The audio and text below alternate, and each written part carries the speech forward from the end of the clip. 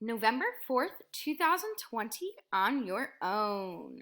All right, so write a ratio for tennis shoes to t-shirts in 3 different ways. Then write a ratio comparison statement for the ratios written. All right, so what I'm going to find here is what are we comparing? So we're comparing tennis shoes to t-shirts. So I'm going to actually take this circle and go over that 2 there. So tennis shoes, that's the first thing we're comparing. Tennis shoes to t-shirts. So tennis shoes first and then t-shirts. So how many tennis shoes are there? 1, 2, 3, 4. 4 inwards is T-O. And then how many t-shirts? 1, 2, 3.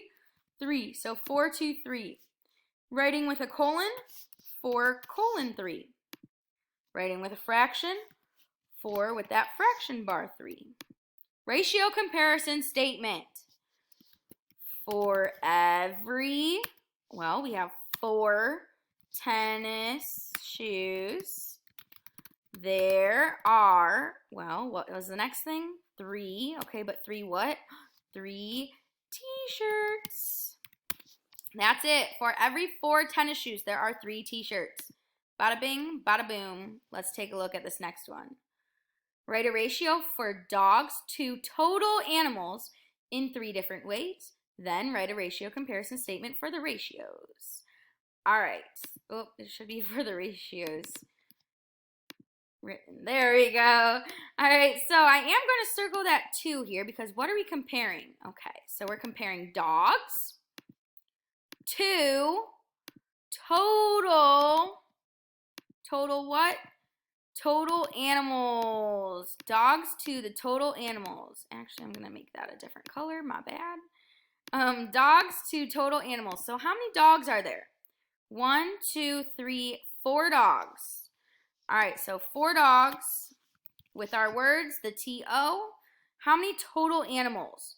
So, yes, this is a little hamster and a cat and a dog. So 1, 2, 3, 4, 5, 6, 7, 8, 9, 10, 11 animals total. So 4 to 11. Now with a colon, 4 colon 11.